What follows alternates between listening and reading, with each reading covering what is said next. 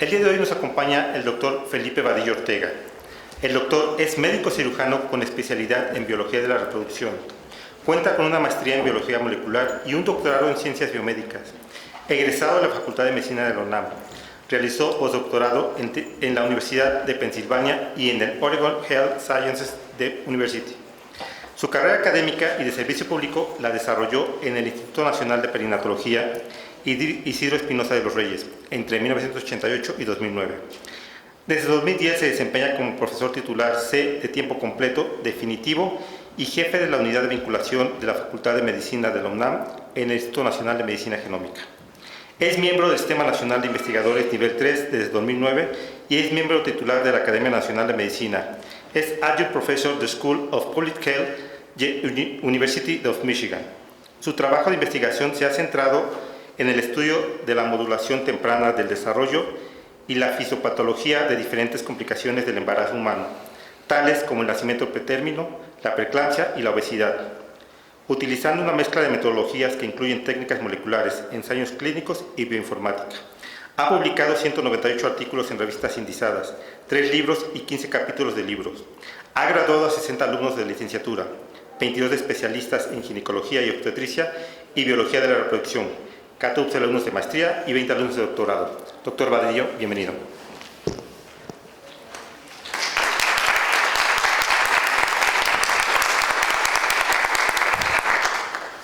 Buenos días. ¿Sí me escuchan, verdad? Bueno, gracias por estar aquí para escuchar esta línea de trabajo que tenemos dentro de la unidad de vinculación. Voy a tratar de ajustar un poco mi tiempo de exposición porque no podemos rebasar las 11 de la mañana y me acabo de enterar que debe ser un poco más, explayarme un poco más, pero ustedes disculparán. Me enseñó cómo usar esto, pero...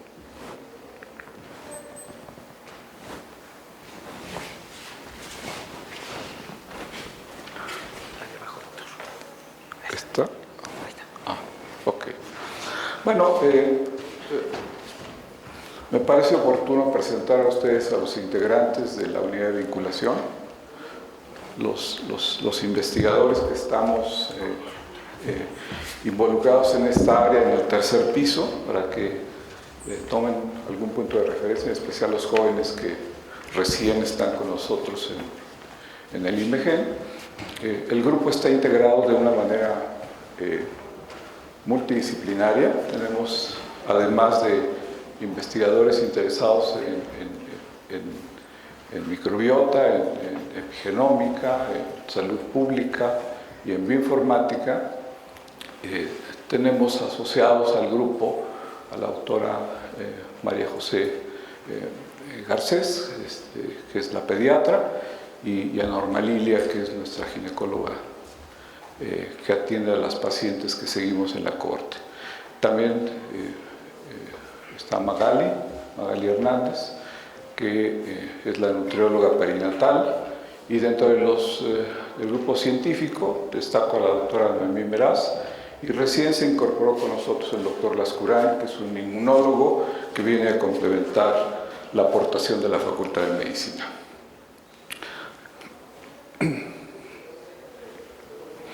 Tenemos estos alumnos de posgrado que probablemente ustedes ubican: Eduardo, Lulú, Sheila, Alma de doctorado y Abigail y Jessica de maestría, y una pandilla de pregrado, ¿sí?, que crece y decrece de manera constante. Algunos de ellos están haciendo sus tesis de licenciatura y muy pronto se incorporan ya a los programas de posgrado. El interés que tenemos en el laboratorio está relacionado con un planteamiento muy general que hago a ustedes y que tiene que ver con una meta muy ambiciosa, que es identificar los mecanismos que ligan los efectos ambientales con los efectos genómicos. Es decir, ahí es donde quisiéramos poder aterrizar y si lo quieren escuchar de una manera muy general, quisiéramos entender cómo este besito que le está dando la mamá al niño, reflejando el cuidado que se tiene para un niño, o los efectos que pudiera tener durante el embarazo o en la niñez temprana, la presencia o ausencia de ciertos alimentos, la exposición a contaminantes ambientales o a situaciones violentas como es que una embarazada transite en esta ciudad, por ejemplo en el transporte público. Estos son los efectos que quisiéramos ver cómo influyen en la expresión de nuestros genes. Es decir, esa es una de las líneas generales que tenemos en el laboratorio y que es de la que les comentaré un poco más. Esta idea de conexión entre los factores ambientales y los efectos genómicos, la línea que hemos seguido se plantea de una manera extraordinariamente simple, pero hace muy poco tiempo, de manera que es a partir de los 80s tardíos, como ven ustedes la publicación primera de Barker, es en 1986, y de ahí ha nacido una línea de trabajo que ahora nos ocupa todos nuestros días, pero parte de una observación que es extraordinariamente simple. Esto es algo que seguramente en poco tiempo vamos a verlo traducido en un premio Nobel, porque se merece pues el planteamiento que se hizo, nada más que no ha crecido lo suficiente. Vean ustedes qué simpleza. El grupo tomó datos de mortalidad neonatal en un periodo específico, 1915, y luego vio cuánta gente adulta, 50 años después, se moría de enfermedades cardíacas o cardiometabólicas. Los graficó y mostró que hay una línea de correlación entre estos dos eventos. Este periodo es parte de lo ingenioso que tiene el diseño, cubre, como ustedes saben, el inicio y casi toda la Primera Guerra Mundial, de manera que ahí se encimó y es parte de la explicación del por qué la mortalidad infantil fue aumentando con el tiempo. Pero bueno, de esta gráfica, ven ustedes, no es nada sofisticado, se derivó lo que ahora conocemos como la hipótesis Doha o hipótesis Barker, que propone que en los primeros días de vida se modula el funcionamiento de toda nuestra fisiología, ¿sí? Y que ahora pues conocemos como el origen fetal de las enfermedades del adulto. Se reforzó la observación que hizo el grupo de Barker por ellos mismos con datos de la Segunda Guerra Mundial, que son los más conocidos, los más famosos, la hambruna holandesa, que pues aportó una cantidad de información enorme y coincidió completamente con los datos que habían ellos tomado epidemiológicos de la Primera Guerra Mundial. Algo hay en este periodo que es muy relevante para nuestra fisiología y que ahora conocemos como los primeros 1000 días de vida. Esto significa que durante esta etapa de crecimiento y desarrollo, que termina a los 2 años, y se ha decidido, en realidad continúa más allá, pero se ha decidido poner el límite de los 2 años porque en ese momento el sistema nervioso central alcanza su máximo desarrollo en términos del número de neuronas, y de ahí en adelante solamente se establecen comunicaciones entre ellas. Que fue una decisión basada en un evento muy puntual, pero pues nos acomoda bien el hablar de los primeros 1000 días de vida. Y resulta que durante esta etapa, toda esta serie de factores externos, que ahora llamamos exposoma, influyen en cómo nos desarrollamos. Es decir, ¿qué pasa en este periodo? Cada uno de nuestros tejidos se ajusta a lo que está viendo en la vida intrauterina el feto, durante todo el embarazo, durante su etapa de lactancia y hasta los 2 años. Ahí, ¿qué es lo que hacemos? Ajustamos el funcionamiento de cada uno de nuestros tejidos y órganos. Es decir, traducido de alguna manera, ajustamos el tamaño del hígado, el tamaño del corazón, el tamaño de las arterias, etcétera, etcétera, etcétera. Esto para responder a la demanda que eventualmente tendrá el feto en la vida extrauterina y el lactante y el niño en los primeros años de vida. De aquí, y parte de la libertad que me he tomado es de presentarles a ustedes las ideas que nos llevaron a la búsqueda de una metodología como el metaboloma para expresar un rasgo biológico.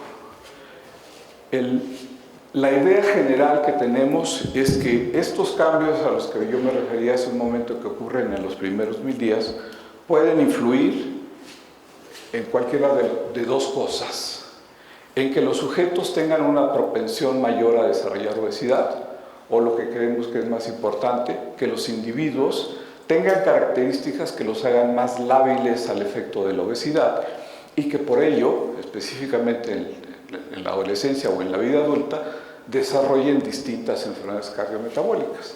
Es decir, esta ventana de los primeros 1000 días, en la hipótesis que estamos planteando, debería reflejarse en estos cambios de susceptibilidad. Y tanto el desarrollo de la obesidad como el desarrollo de enfermedades cardiometabólicas tiene como fondo el metabolismo como sustrato de daño. De manera que por eso nos hemos interesado en el metabolismo. Y el metabolismo es algo que me ocuparé en las próximas transparencias de mostrar qué cosa es el metabolismo. Pero no es algo trivial, ¿sí? Pues una de las cosas que hemos aprendido es precisamente que, uno, lo que aprendimos en nuestra materia de bioquímica, y que yo he estado dando durante décadas en la Facultad de Medicina, lo estamos enseñando muy mal, ¿sí? Es decir, no estamos alcanzando los objetivos como para poder utilizar esta información, que espero convencerlos es central para el funcionamiento de los humanos, se entienda de la forma adecuada. Y bueno, no es algo sencillo. Para empezar, en cabeza de todos ustedes seguramente habrá uno o miles de mensajes como estos que inundan las redes sociales y que ofrecen que cada quien tenga un mejor metabolismo. Y bueno, por cómodos 1.500 pesos ustedes pueden activar su metabolismo con una mezcla como esta. Y bueno, si eso funciona y les hace sentir bien, paguen sus 1.500 pesos, eso es fundamental, hay que sentirse bien. Lo más probable es que ninguno de estos sirva para activar el metabolismo ni tenga nada que ver con el metabolismo. Vamos, todavía no conocemos lo suficiente esto que llamamos metabolismo para poder intervenir en su funcionamiento. Estamos verdaderamente lejos de eso. Tratando de simplificar las cosas y para rescatar algo de la información que seguramente todos ustedes tienen, el metabolismo en realidad nada más sirve para dos cosas, así globales, grandes. Sirve para otras pequeñas cosas, pero fundamentalmente está hecho para tomar y transformar los alimentos en dos cosas. Una es la producción de energía, que se logra a través del catabolismo, y la otra es utilizar los sustratos que traemos en los alimentos para fabricar nuestros propios polímeros, nuestras propias proteínas, hidratos de carbono, etcétera, que mantenemos en almacenes o en pools que están activamente siendo sintetizados y degradados. También usamos, como ustedes saben muy bien, esta energía en forma de ATP para una serie de eventos fisiológicos que podríamos enlistar de una manera creciente. Es decir, en realidad uno puede visualizar el objetivo funcional del metabolismo para estos dos fines, nada más. Y de aquí les presentaré una serie de elementos que tienen que ver con la idea de que también entendemos esto a lo que le llamamos metabolismo y que podemos simplificar en estos dos objetivos fisiológicos. Noten ustedes, no lo van a ver, me van a tener que creer, pero aquí dice 2021. Esta es una publicación reciente en la revista Science, en donde se describe por primera vez una cantidad de datos suficientes para que nosotros sepamos cuánta energía necesitamos a lo largo del día, dependiendo de nuestro tamaño o dependiendo de la edad que tenemos. Esto es 2 años, todavía no cumple 2 años, ¿no? Y hemos oído a lo largo de mucho tiempo a las nutriólogas decirnos: ustedes tienen que consumir 2000 calorías, por ejemplo. Sí, basar los cálculos dietéticos en 2000 calorías. Esa raya que ven ustedes aquí pintada en las 2 gráficas son 2000 calorías. O sea, primera noticia, están equivocadas completamente. Todas mis colegas que me han regañado a lo largo de los años acerca de este concepto. ¿Sí?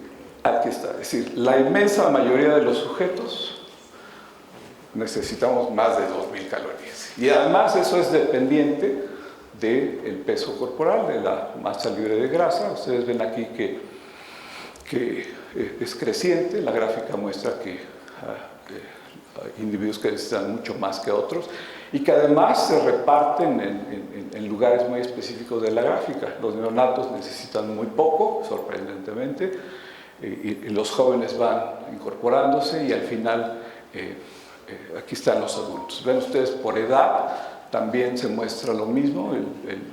Los neonatos tienen un requerimiento menor y la inmensa mayoría de los individuos adultos estamos en este rango. Aquí se ve una diferencia entre hombres y mujeres, que es lo que ilustra esto, porque la información no está corregida para el índice de masa corporal, que es lo que necesitamos. Ya corregida la gráfica, esta es la forma más útil de este par de gráficas, nos muestra cosas que no habíamos visto antes, o sea, y que influyen definitivamente en la necesidad energética de los individuos y por ende en cómo funciona el metabolismo. Porque cuando uno piensa en el metabolismo, pues que a poco aquí tenemos un ciclo de Krebs y acá tenemos otro distinto. Eso no es así, ¿sí? O sea, tenemos exactamente las mismas rutas metabólicas, pero aparentemente hacemos una serie de ajustes a lo largo de la vida que nos permiten adaptarnos a las condiciones o responder a una serie de elementos en el ambiente que hacen que, para empezar, y esta es una palabra que uso mucho, el metabolismo tiene una plasticidad enorme, mucho mayor de la que creemos hasta el momento. Estas rayitas que ven aquí son los puntos de inflexión de la gráfica. Vean ustedes, efectivamente los neonatos tienen un requerimiento de energía equivalente al de los sujetos mayores, pero en los primeros meses de vida se incrementa rápidamente el requerimiento energético. Esta raya inicial aquí que se ve ocurre a los 7 meses.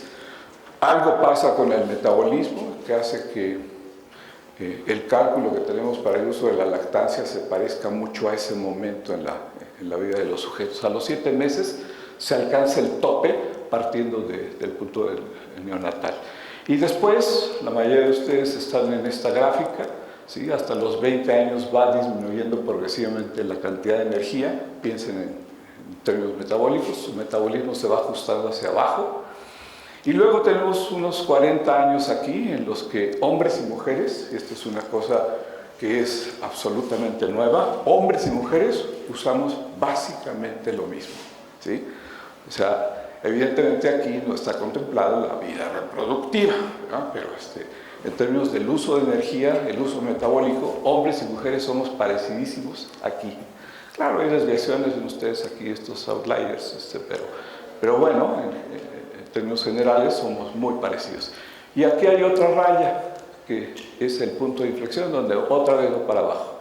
Aquí está la definición de viejo, ¿sí? Eso es envejecer. ¿Sí? Claramente se muestra este momento en el cual vamos disminuyendo y de nosotros depende mantenernos en este rango o irnos para abajo, ¿sí?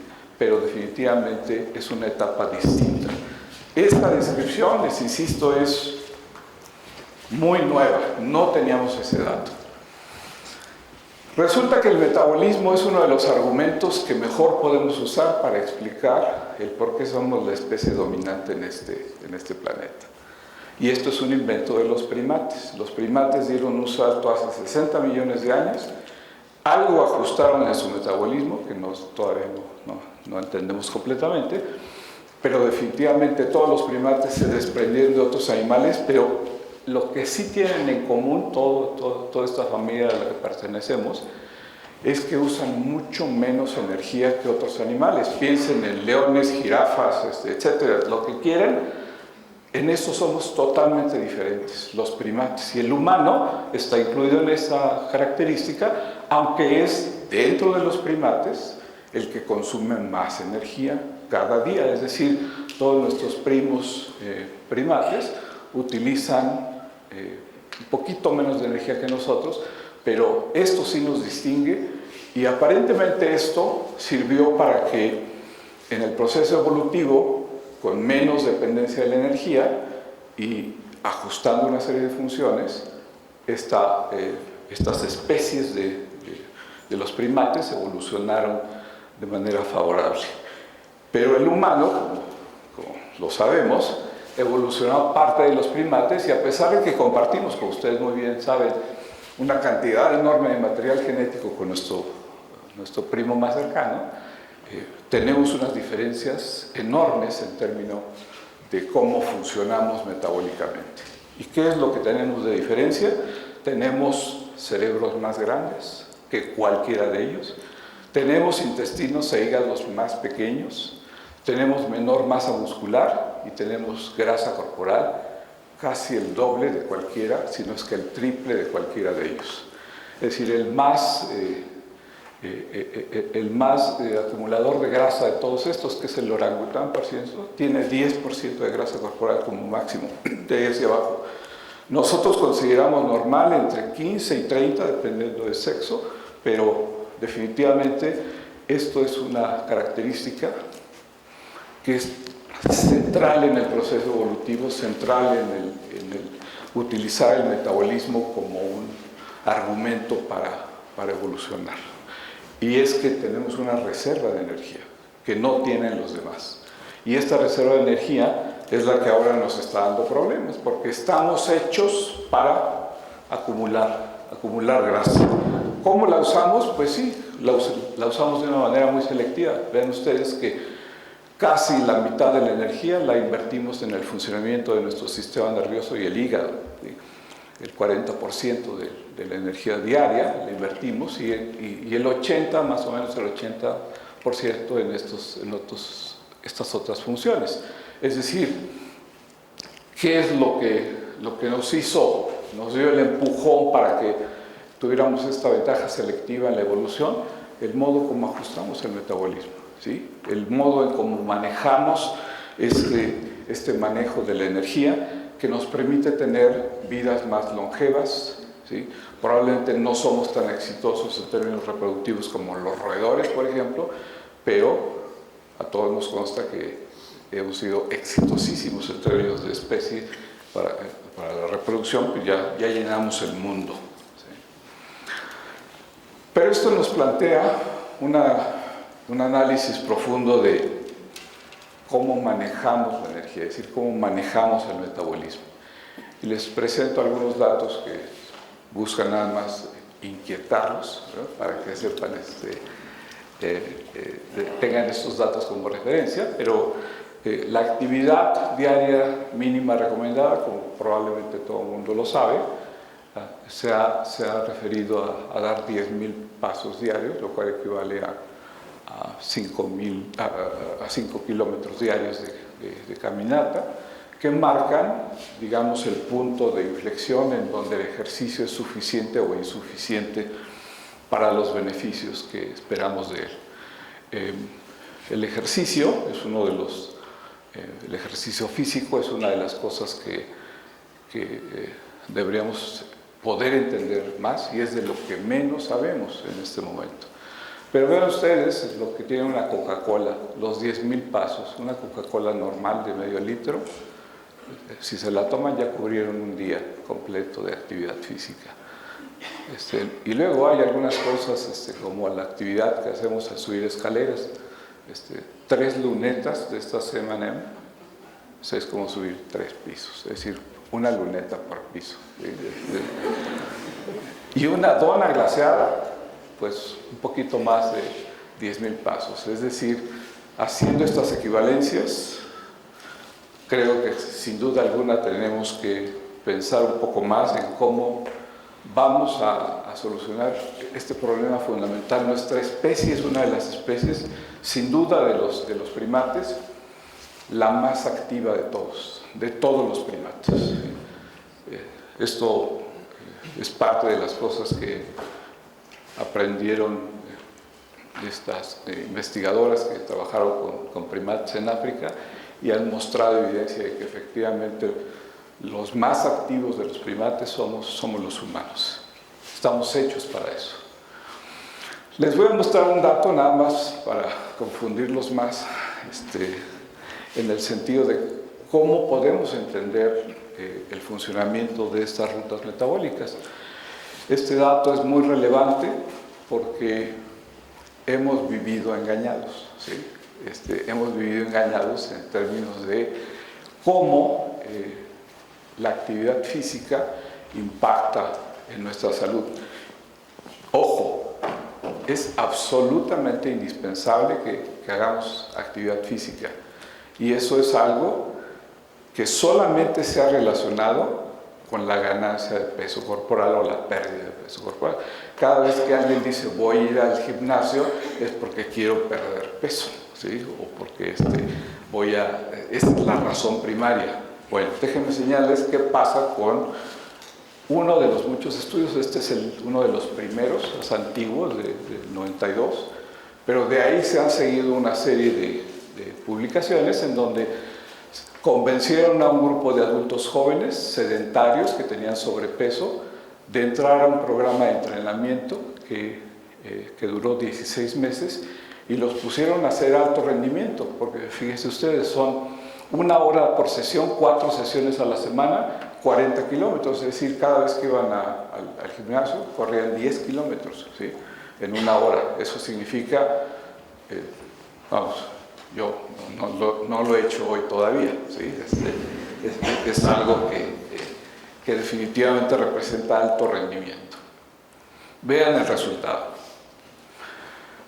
¿Qué pasó con la ganancia de peso? Esta línea que ven aquí es la línea que marca la pérdida de peso esperada para la cantidad de ejercicio que estaban haciendo, ¿sí? La inmensa mayoría de los sujetos no llegaron a esta línea. Algunos sí, pero vean, eso pasó en los primeros 3 meses nada más, algunos. Y algunos, como estos de aquí, ganaron peso, ¿sí? Es decir, el ejercicio no correlaciona, y ese es el mensaje directo para disuadirlos a utilizar este argumento este único argumento para hacer ejercicio. Y conforme pasó el tiempo y los sujetos cada día estaban evidentemente en mejores condiciones, vean ustedes lo que pasó, ni uno solo perdió más peso. 10 kilómetros por sesión, piensen en eso, es muchísimo. Y a lo largo del tiempo, incluso, pues, se movieron todos acá. Cuando separamos hombres y mujeres, que es esta gráfica negra que ven aquí, estos son los hombres, la mayor parte, no la mayor parte, todos los que perdieron peso eran hombres y después lo bajaron. Vean la mala noticia, las mujeres, todas las que participaron, ganaron peso, ¿sí? 10 kilómetros por sesión, ¿sí? Es decir, es un referente. ¿Cómo le hacemos? O sea, ¿cómo entendemos esto desde el punto de vista metabólico? Pues si yo le preguntaba a mis alumnos de la licenciatura de medicina, con su curso de bioquímica, me respondieran esto, seguramente no lo lograrían, ¿sí? Y no es porque no sepan, sino porque no les estamos enseñando lo adecuado. No, nos estás enseñando la fracción de masa versus músculo Ahí está parte de la explicación, sin duda alguna. La ganancia de peso en las mujeres seguramente se explica por desarrollo de masa muscular. Pero esperábamos lo contrario, ¿sí? Esperábamos que se redujera como resultado final. Y lo menciono porque es el elemento más publicitado que hay del efecto del ejercicio. Olvídenlo, ¿sí? O sea, ni le busquen por ahí, ¿sí? Hay infinidad de otros beneficios. Somos una especie hecha para hacer ejercicio, somos una especie hecha para eso, y lo tenemos conectados de una manera que no comprendemos. Estas señales que el músculo manda en forma basal o haciendo ejercicio, ahorita la lista va en 650 señales que secreta el músculo. Sabemos el efecto de aproximadamente 8 de ellas, ¿sí? Es decir, ¿para qué son todas estas señales? El mensaje es el beneficio, la comunicación, por ejemplo, es clarísima. El músculo se pone a trabajar, le da trabajo al hueso, y el hueso responde al efecto mecánico, osifica mejor, se vuelve más fuerte el hueso, como sucede con los vasos sanguíneos. Los vasos sanguíneos, al momento en que aumentamos la frecuencia cardíaca, estamos obligándolos a hacer vasodilatación y vasoconstricción de manera más eficiente. Entonces piénselo como un efecto generalizado que beneficia absolutamente a todos los tejidos. Es decir, estas 650 señales que el músculo tiene, que llamamos miocinas, probablemente una de las más conocidas, las dos más conocidas es la iricina, que se comunica con el tejido adiposo, y la IL-6, que es una interleucina inflamatoria, curiosamente, ¿sí? Y esto significa, pues, y el mensaje para que no se lleve en la casa la idea de que el ejercicio no sirve para nada, al revés. La única cosa para la que no sirve es para bajar de peso en el efecto crónico. Para todo lo demás, van a tener mejor humor, van a tener mejor corazón funcionando, mejor sistema cardíaco, mejor digestión, mejor respuesta al estrés crónico, etc. Sirve básicamente para todo, ¿sí? Para todo, en beneficio. Nada más para que tengan como referencia, estos son dos de los estudios más consolidados en términos de evaluar. Si ustedes pueden hacer 10 lagartijas seguidas, tienen 60% menos riesgo de tener un infarto al miocardio. Y esto está hecho con miles, o sea, son pruebas que ahora utilizan, por ejemplo, los seguros, ¿sí? No en México, pero sí en otros países. A ver, en vez de preguntarle, porque todos los seguros nos preguntan, ¿usted hace ejercicio? Por supuesto, ¿no? ¿Sí? Entonces, ¿y cuánto corre? Varios kilómetros al día, ¿no? Y dice, bueno, está bien, haga 10 lagartijas, ¿no? Entonces, si no logran ustedes hacer eso, la mayor parte de ustedes son jóvenes y lo van a lograr, 60% menos. Pero si tienes más de 50 años, en 6 minutos hay que recorrer una vuelta completa a un circuito de estos de atletismo, ¿sí? 400 metros. Si pueden ustedes cubrir 400 metros caminando al paso que sea, pues, pero 400 metros en 6 minutos, eso es suficiente para protegerlos, así, el riesgo de morir en los siguientes 10 años, de una manera extraordinariamente clara. El ejercicio sirve para muchas cosas, ¿sí? No para perder peso. Entrando a la parte del metabolismo y el planteamiento que les hago a continuación rápidamente, tiene que ver con la forma en cómo está estructurada la complejidad de esto que llamamos metabolismo.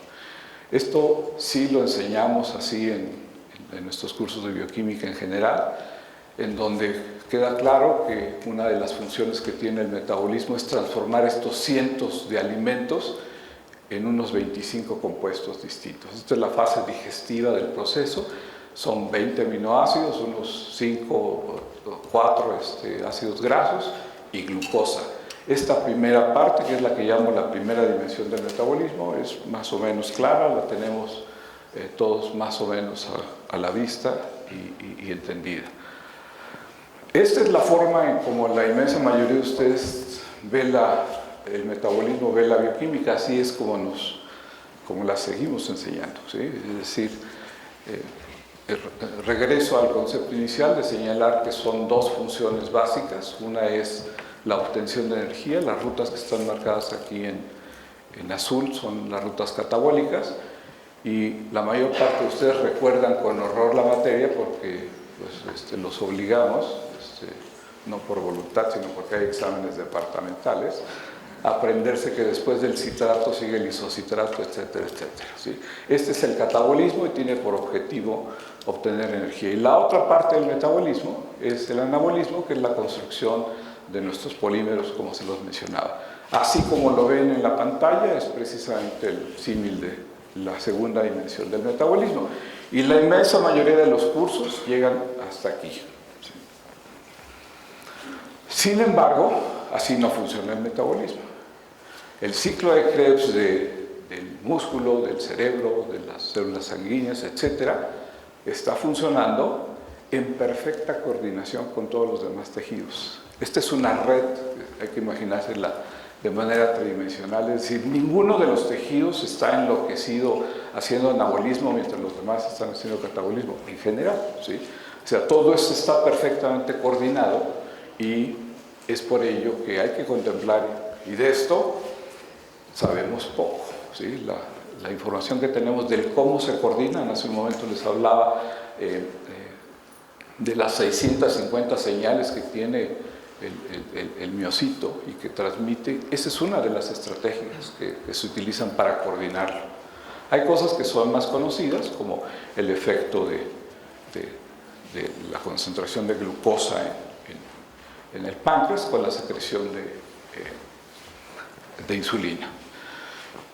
La cuarta dimensión, todavía con lo anterior dicho, sucede en la variable tiempo. No es lo mismo la mañana que el atardecer.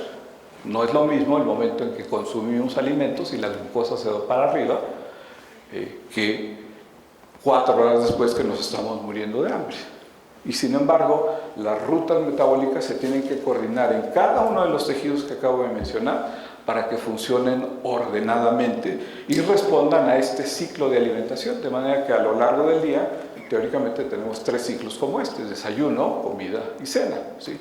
Deberíamos poder responder de manera absolutamente coordinada en los distintos tiempos. Por eso se llama esto la cuarta dimensión del metabolismo, que les repito, pues es algo que todavía no acabamos de entender.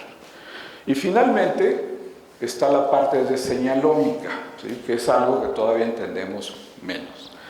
¿Cómo interactúan todo este grupo de señales? Aquí les puse algunas de las más conocidas que ya tenemos identificadas. Conocemos mucho de algunos de sus efectos moleculares, de cómo la insulina hace su efecto clásico hipoglucemiante, etc.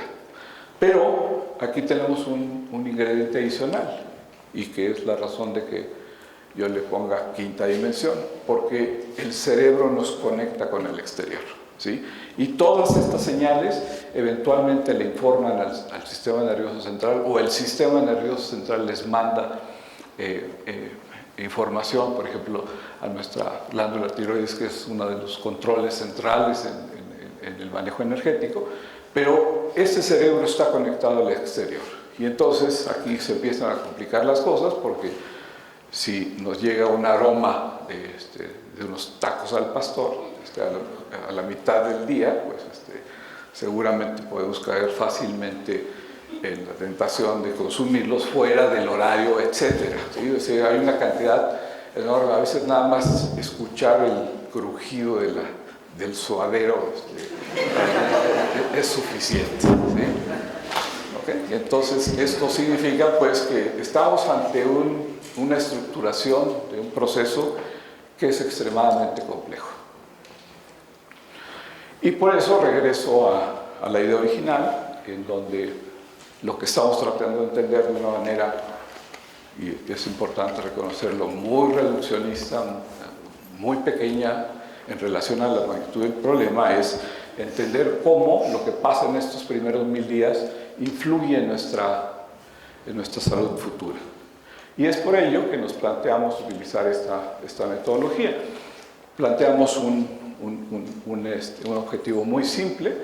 Podremos identificar distintos metabotipos y estamos utilizando niños. Los datos que les voy a mostrar son de niños escolares, pero creemos que son aplicables a otros momentos de la vida también.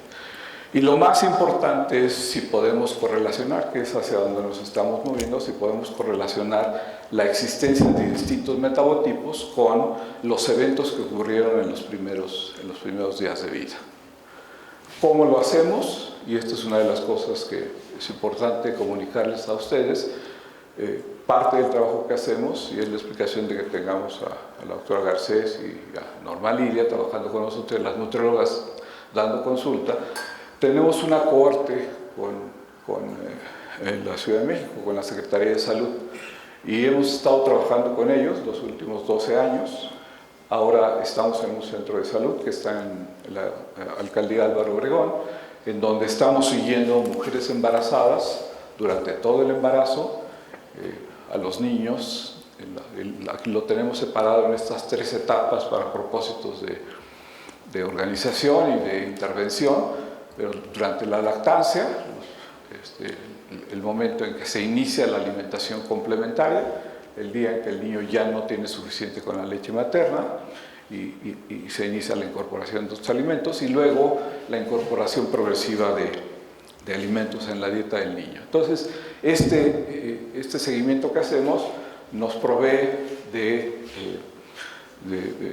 una cantidad de muestras biológicas que podemos analizar. Nos permite llevar el INMEGEN a sus propósitos de servicio público, porque le damos consulta a un número pequeño, pero finalmente es una aportación en beneficio de la salud de mujeres embarazadas y de niños. Y como lo hacemos sistemático, pues tenemos muestras biológicas de un valor inapreciable. Les voy a mostrar los datos que tenemos. Aquí estoy aislando a este grupo de niños. No les voy a hablar en este momento de los primeros 1000 días. Esto es un punto de referencia nada más. Tenemos una buena cantidad de escolares que pudimos utilizar, que nos autorizaron ellos y sus papás a utilizarlos para este propósito, en donde lo que buscábamos es ver si en este grupo de niños, que es en nuestra visión el punto al cual van a llegar los nuestros eventualmente en poco tiempo, a los que estamos siguiendo en la corte, ver si podíamos distinguir en una muestra que ya es una buena muestra, si podemos encontrar metabotipos diferentes. Los niños, lo único que les pedimos fue que no desayunaran, por lo menos tuvieran un ayuno de 8 horas, cosa que no logramos en una proporción importante de ellos, pero al final nos quedamos con un grupo bastante nutrido de niños y niñas, en los cuales utilizamos un análisis metabolómico. Este es un análisis metabolómico en donde representamos los lípidos más relevantes, la glucosa y los aminoácidos, que nos hablen tanto de los que hacen glucosa como los que hacen cetogénesis, y un par de los que participan en el ciclo de la urea.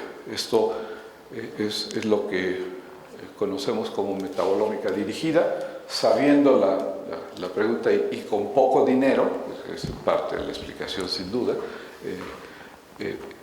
Determinamos por espectrometría de masas 48 metabolitos y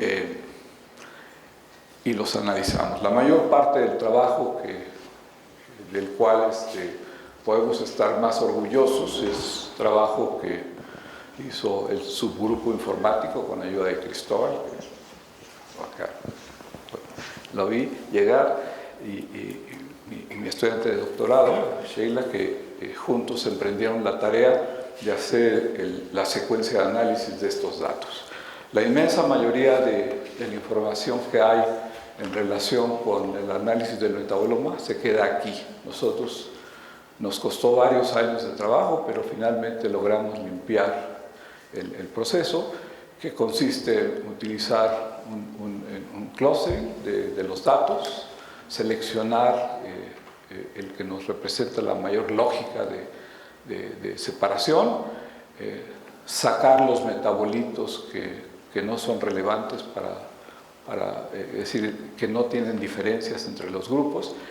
Y lo más importante es que hemos podido desarrollar ya una máquina de soporte vectorial, lo cual significa que tenemos un software en donde metemos la concentración de los metabolitos y nos dice pertenece a este grupo, pertenece a este otro, pertenece al otro. Pero esto finalmente tiene un sentido funcional, que es a donde queremos llegar.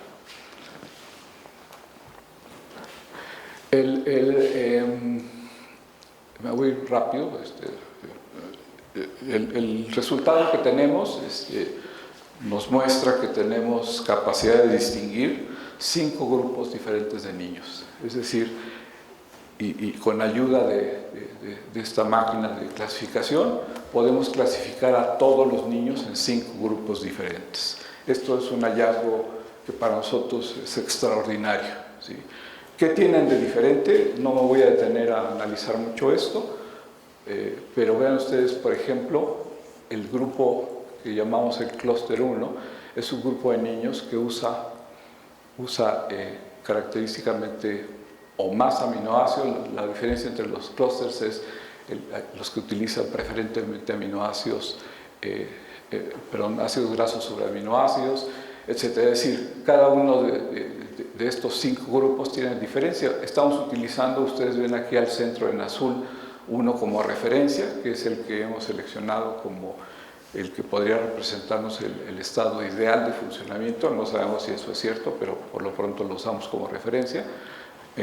Pero definitivamente podemos distinguir a los niños. Hay diferencias entre cada uno, entre las características como el índice de masa corporal. Ven ustedes que el metabotipo 3, que ahorita voy a mencionar en especial, es uno de los que tiene el índice de masa corporal más alto, junto con el 8, y esta es una de las razones por las que escogimos al metabotipo 4 como el de referencia, porque es el que tiene el índice de masa corporal más cercano a lo adecuado en términos de la edad. ¿Qué tienen los niños de estos 5 clústeres? Abrevio los resultados en esto. El clúster 1 prefiere usar aminoácidos, ¿sí? Es decir, tiene en circulación una mayor cantidad de aminoácidos y los utiliza. Los aminoácidos solamente se pueden utilizar en el metabolismo para 2 cosas: o los metemos a oxidación, es decir, sacamos ATP, o los transformamos en glucosa o cuerpos cetónicos, de manera que eso es lo que caracteriza a este grupo. Este de aquí, el 4, les decía, es el que tiene el mejor balance entre el uso de los distintos sustratos. Esto significa pues que probablemente este sea el grupo que nos sirve como referencia. El 3, este es el que sin duda alguna es el más preocupante, porque nos da evidencia de que se está moviendo hacia el uso preferencial de ácidos grasos, lo cual significa, y es lo que caracteriza al síndrome metabólico. Y no solo eso, sino que tiene manifestaciones de que no está usando la glucosa de la misma manera que el resto. Es decir, este grupo es el que se parece más, el que podría estar en camino de desarrollar eventualmente síndrome metabólico. Ahorita no tienen, estos niños no tienen esa característica, pero sí están usando más ácido. Los otros 2 grupos parecen ser grupos intermedios entre este y este, en donde característicamente tiene más disponibilidad de ácidos grasos, pero los usa de una manera eficiente, lo mismo que este, pero característicamente algo que tiene el grupo 8 es que tiene un menor uso de los aminoácidos. ¿Qué quiere decir esto? Al margen de los detalles de cada uno de los grupos, que la meta es que todos los que estamos aquí podríamos ser eventualmente clasificados de acuerdo a un metabotipo que es el que nos servirá de referencia para ver qué pasa en el futuro con estos niños. Ya hemos validado la máquina de clasificación. Utilizamos una cohorte del Hospital General de México en donde solamente metimos niños que estaban en manejo clínico por obesidad. Y vean ustedes, el clúster 1 y el 4 no acomodaron a ninguno. Es decir, estamos muy contentos de que la máquina sirve, porque todos tenían obesidad, entonces metabólicamente estaban de alguna manera distintos a lo que marcábamos como el grupo de referencia. Y los niños se acomodaron en estos 3, 5 y 8, y a lo largo del tratamiento, esta gráfica lo que muestra es cómo evolucionaron, se cambiaron de grupo y se movieron a otro grupo respondiendo a un tratamiento del cual no voy a hablar en este momento. ¿Qué tenemos? Tenemos una herramienta que nos va a permitir separar a los niños que estamos siguiendo en nuestra cohorte. Este algoritmo que disponemos en este momento es un algoritmo que parece ser una muy buena herramienta, pero lo más importante es que nos va a servir, y probablemente pronto les podamos contar un poco más de cómo los factores ambientales se conectan con los efectos metabólicos. Muchas gracias.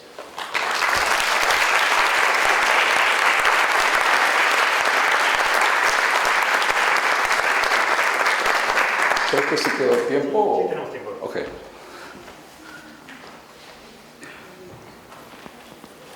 Sí, ¿ante qué?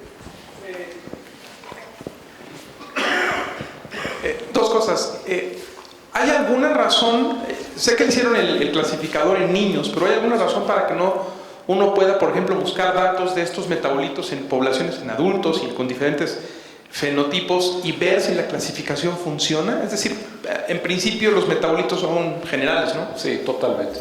En realidad creemos que es aplicable a cualquier población. Sí. ¿Y ya lo están haciendo? No tenemos dinero para hacer. No, pero estaba pensando en datos públicamente disponibles. O sea, gente que haya medido estos mismos metabolitos en adultos con diferentes fenotipos y ver si, no sé, sí, de bote pronto el clúster 1 parecían como atletas, ¿no? O gente más masa muscular y menos cosas. Entonces, quizá hay gente que ha hecho un montón de mediciones metabólicas, por ejemplo, en atletas de alto rendimiento o en gente que tiene obesidad mórbida. O sea, a lo mejor esos datos están disponibles y uno podría... En fin, sí. quizá luego valga la pena ver estas cosas. Ahora, ¿ustedes tienen datos clínicos de estos niños respecto a exposoma? De los de la corte tenemos toda su vida desde su crecimiento fetal.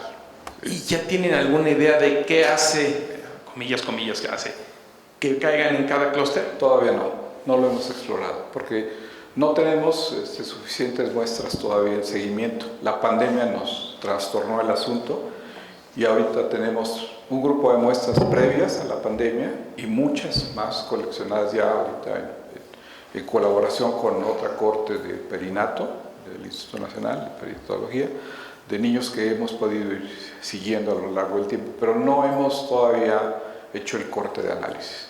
Nos concentramos en la herramienta. Ok, la otra pregunta es, finalmente el clasificador depende de las preguntas que haces. Entonces, ¿tienes 48 metabolitos, midieron? Correcto, sí.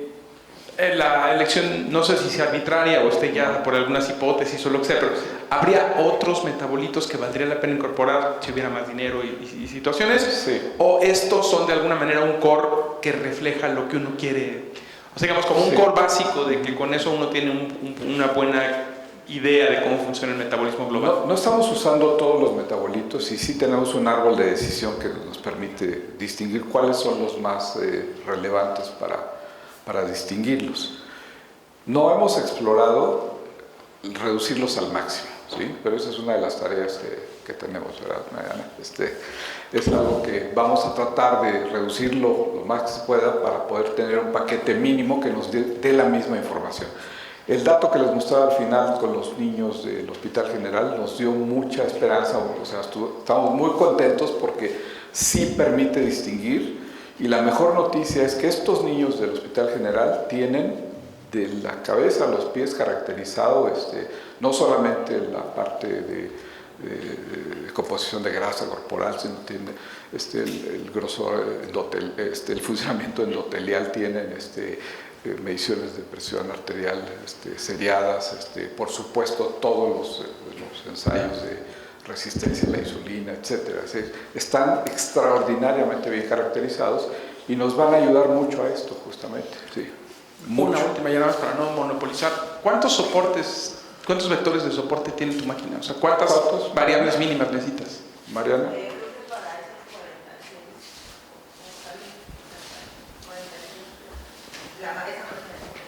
Ok, o sea, casi usas todos. Casi, sí. Sí. Ok, bueno, padrísimo. Muy bonito trabajo. Gracias. Hola, doctor. Sé que es tema sensible, pero me llamó la atención cuando mencionó que normalmente la recolección de metabolitos se quedaba hasta un punto y les costó trabajo desarrollar toda la parte como de la máquina de soporte, etc. Mi punto es, muchas veces los datos son muy valiosos, o sea, el proceso de recolección y todo costó trabajo, pero los datos por sí mismos son muy valiosos, pero como no tenemos tanta gente viéndolos, tardamos mucho en llegar a esos puntos, ¿no? Entonces, este proyecto que nos presentó, ¿tiene en algún momento alguna perspectiva de poner los datos a disponibilidad del público? Sí. Lo pregunto por lo siguiente. Muchas veces en los cursos que damos aquí de INMEGEN, yo les enseño a la gente a programar, etcétera, etcétera. Y mucha gente quiere aprender, pero ellos no tienen datos. Entonces yo siempre les digo, la mejor forma de continuar con lo que aprendieron aquí es acérquense a alguien que tenga datos y que le vaya a interesar una pregunta, porque eso motiva, más allá de solo estar haciendo tutoriales randoms del internet. Este tipo de recursos sería muy valioso, porque de lo que prueben a lo mejor 100 estudiantes, quizá alguno encuentra algo muy interesante y ya es un paso siguiente, ¿no? Sí. ¿Tienen alguna perspectiva en sus proyectos? No, sin duda, esto se hizo con presupuesto público y acabará siendo información pública una vez que tengamos analizado y graduados a los alumnos y publicados los artículos que esperamos salgan de aquí. Lo cual debería suceder, pues, digamos, razonablemente en lo que resta del año, ¿no? Entonces, en la siguiente fase, sin duda, abriremos esto y otras bases que tenemos, porque claro, sí tenemos de mujeres embarazadas, metaboloma de mujeres embarazadas, y eso podría empezar a contribuir a entender otras poblaciones, porque esas no las hemos metido, por cierto. Exactamente los mismos, sí. Y último comentario rápido, me llamó la atención también de lo que nos presentó, la variable tiempo. Ajá. Cómo el tiempo influye mucho en cómo metabolizamos las cosas, y me puse a pensar cómo en los hogares mexicanos todos comemos lo mismo, aunque tenemos diferentes edades, diferentes actividades durante el día, etc. Entonces, pensando un poco en la aplicación de este conocimiento ya en un ambiente real, qué difícil va a ser decir, bueno, en un hogar tú debes de comer así, tú debes de comer así, ¿no?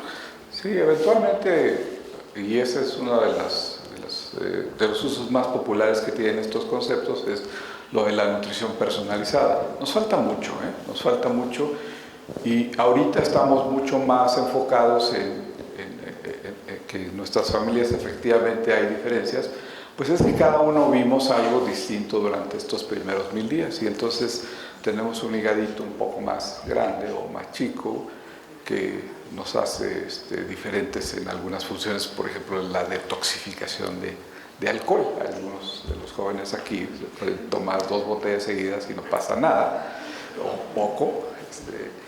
En cambio, otros con mucho menor cantidad tienen intoxicación, ¿sí? Entonces, esto es lo que refleja las capacidades que cada uno tiene. En cuanto tengamos una idea más cercana de esto, pues eventualmente se podrá transformar en una recomendación más personalizada. Pero ese es el camino para el que vamos. Entendido. Gracias. Doctor. Acá tengo el micrófono. Sí, aprovechar esta oportunidad. Bueno, pues antes que nada quiero agradecerte por esta maravillosa introducción que nos has dado.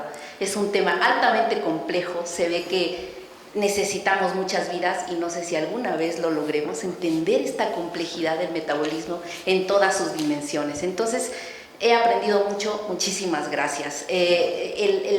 Hacer estudios de corte, de seguimiento, implican un gran reto, no solo económicamente, sino estos esfuerzos de grupo, multidisciplinarios, de convencer a la gente. Entonces también ese es un súper trabajo. Muchas felicidades por eso.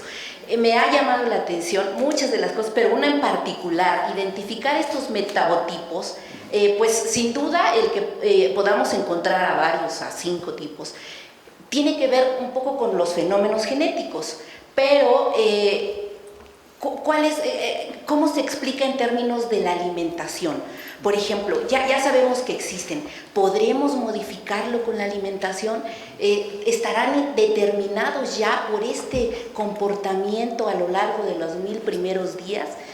Creo que es altamente complejo y seguramente ustedes ya estarán visualizando.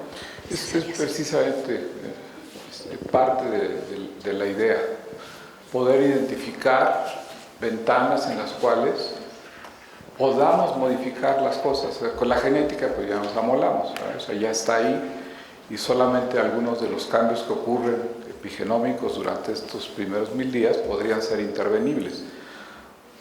Para ejemplificar, por ejemplo, el uso de la lactancia exclusiva al pecho durante los primeros 6 meses de vida, ¿sí?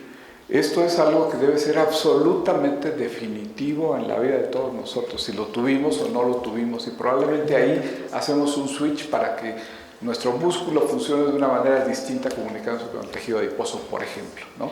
Es parte de las cosas que vamos a explorar, vamos en esa dirección, es decir, cómo se comportan los niños que sí tuvieron los 6 meses versus los que tuvieron, por ejemplo, lactancia mixta o los que tuvieron pura alimentación con fórmula, ¿no? Es decir, eso es algo que está totalmente al alcance, y es gracias a nuestra pediatra, la doctora Garcés está aquí con nosotros, que es una de las que logramos convencer de que se uniera el esfuerzo para ella dar la parte clínica y hacerlo de una manera que nos permita luego reconstruir datos como estos e integrarlos a la información pues más general, ¿no? Crecimiento y desarrollo, etcétera. ¿Sí? Que sí, va para allá. Eventualmente, pues sí, vamos a requerir de otras herramientas, pero nos permite orientar, generar hipótesis.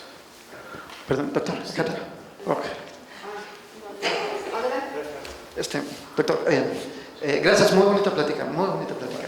El punto 3, a mí me parece una parte como ambiciosa y muy interesante. ¿Alguna idea de cómo piensan atacar esto? Sobre todo tomando en cuenta el hecho de que muchos de estos desórdenes que se están describiendo, mucho de lo que está ocurriendo ahorita en México y en muchas partes, no lleva toda la vida ocurriendo. O sea, es una cosa que usted sabe, se ha agudizado mucho en los últimos 20 años, no ocurría antes, algo pasó, ¿sí? Bueno, muchas cosas pasaron, y el punto sería precisamente tratar de identificarlos en términos de cómo esto influye en el desarrollo de los metabotipos. ¿Alguna idea de cuál sería la estrategia a seguir? La más simple estamos imaginando modelos bastante más complejos, pero lo más simple sería, por ejemplo, analizar cómo está el metabotipo de niños al momento del nacimiento. Tenemos sangre de cordón umbilical de todos estos, ¿no? Entonces, eso nos permite caracterizar el metabotipo y correlacionarlo con una cosa: ¿cómo fue el embarazo? ¿Normal? ¿Hubo hipertensión? ¿Hubo diabetes gestacional? ¿Hubo preeclampsia? ¿Nacimiento pretérmino? Cualquier cosa que nos indique que las cosas no fueron bien, así dicotómico nada más, ¿no? O sea, y lo correlacionamos. Este sería el modelo más simple. Y de ahí te puedes imaginar que podemos empezar a sumar cosas, ¿no? Si la señora entró al embarazo con el peso adecuado, si ganó el peso adecuado durante el embarazo, si tenemos alguna evidencia clínica de desnutrición en el niño, etcétera, etcétera. Todo esto lo vamos a ir haciendo más complejo y sin duda alguna en búsqueda de esto, ¿sí? de tratar de estructurar. No vamos a llegar a entenderlo todo, pero nos vamos acercando. Y efectivamente hay cosas que sí vamos a poder modificar y a ver qué podemos hacer, ¿no? Es decir, hacer una recomendación y llevarle datos a nuestro próximo o próxima presidenta, a ver, hay que hacer algo, ¿sí? Y aquí está la información. Ernestina.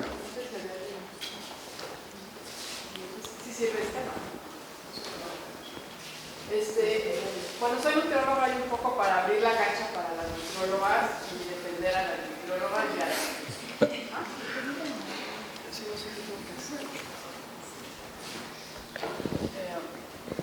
y voy a empezar por dos cosas que dijeron al final, lo de la nutrición personalizada y lo de que una familia tiene que comer diferente. Creo que jamás ha sido la idea. La nutrición personalizada no tiene nada que ver con cómo come una familia. Si hay huevos con frijoles, todos comemos huevos con frijoles de 1 año a 50 años, ¿no? Entonces, esa es la idea que hay detrás de la alimentación. ¿Cómo puede influir? Que preguntaban aquí. lo que no nos enseña, yo aprendí mucho tiempo después, es que la alimentación es una manera de vivir. O sea, no la puedes ver como que si comí la dona o comí el huevo con frijoles, sino si me senté en la mesa, si comí con mi familia, si no pude llegar, si me alcanzó, si estuve estresado, si no me gustó, ¿no? Si hice ejercicio ese día. Entonces, no puedes hablar solamente de modificar la alimentación y que eso tenga un impacto. Está muy de moda el tema de la alimentación, no sé cuántas nutriólogas hay aquí, creo que no muchas, lo lamento, ¿no? De mis colegas, pero yo creo que a las nutriólogas les hace falta mucho participar en esto. Y lo tercero que quería decir es cómo usamos esta información y la aplicamos y le decimos a la gente. Porque este tema nadie preguntó, porque todo el mundo creo que aquí está más con el rollo del metabolismo y todo esto, no sé qué, las señales y todo eso. Pero a ver, ¿cómo utilizamos esta información para llegar a la gente? Si yo le digo a la gente, oye, hacer ejercicio no, ya lo discutí con el doctor Vadillo, lo confieso. Y no llegamos a un acuerdo. Le voy a decir a la gente, oye, ¿ir a hacer ejercicio no te baja de peso? Creo que no. Creo que tenemos que avanzar mucho en cómo traducimos, sí, doctor Vadillo, de verdad. O sea, cómo traducimos todo esto que estamos aprendiendo en mensajes para la población, ¿no? Porque yo no puedo llegar a decir, no. Este ejemplo me acaba de causar muchísimo ruido porque no es la población general. O sea, son gente de determinadas características que los pusieron a hacer trail, no sé qué, y a matarse a hacer ejercicio. Esa no es la vida real de las personas, ¿no? La vida real de las personas es otra. Entonces, no sé qué tanto se puede aplicar esto del peso, que yo creo que es correcto. No digo que no sea cierto. En la vida diaria de las personas que son normales y que acuden a un gimnasio o caminan alrededor del parque. Eso es una. Y tiene que ver mucho el músculo. Y finalmente es los que estamos aquí cuando acabemos de estudiar, bueno, yo acabé de estudiar hace mucho tiempo, pero sí me enfrento a si yo me siento con un tomador de decisiones o en un consultorio, ¿qué le digo a la gente? ¿No? ¿Qué le digo con esta información que estoy teniendo? Y una cosa que me acaba de choquear absolutamente, y ahora sí no me puedo levantar de la silla exageradamente. Hemos aprendido que cuando los niños llegan a los 2 años ya no hay remedio. O sea, todo lo que pasó antes de los 2 años, pasó. No recuperas la talla, no recuperas, no sé qué. Y lo que nos acabas de mostrar, parece que sí hay posibilidades de recuperación. Correcto. Eso a mí me parece importantísimo para programas, política pública y para sentarse con un tomador de decisiones. Conclusión, la nutrición es muy importante. Creo que las nutriólogas tenemos mucho que decir y que no es comer frutas y verduras. Es mucho más complejo y puede aportar mucho a todo esto. Gracias. Ese era un objetivo, provocar. Justamente. Porque la información que estamos utilizando y que todavía escucho yo de mis colegas nutriólogas está muy atrás. ¿Sí? Y yo creo que sí, tenemos que juntar más información y ese es el objetivo central de una parte de nuestros proyectos, ¿no? La otra, pues sí, vamos a estar, Erika, ¿verdad? Vamos a estar muy entretenidos viendo cómo se da la vuelta el DNA y si se destapan o se ocultan tales genes, pero eso nada más va a ser una parte de lo que hagamos, ¿sí? Vamos en búsqueda de eventualmente tener argumentos para hacer recomendaciones. Hay algunos que son fundamentales, ya los hemos hecho, ¿no? Es decir, esto ya ha llegado a las autoridades de la Secretaría de Salud de la Ciudad de México, ¿sí? Tenemos una conexión directa con ellos y ya está en sus programas la atención de los primeros días de vida, ¿sí? Eso ya lo llevamos, ya es un producto pues, de nuestra institución para la política pública. ¿Qué van a hacer? Pues, bueno, por lo menos ponerle atención. Empecemos por ahí.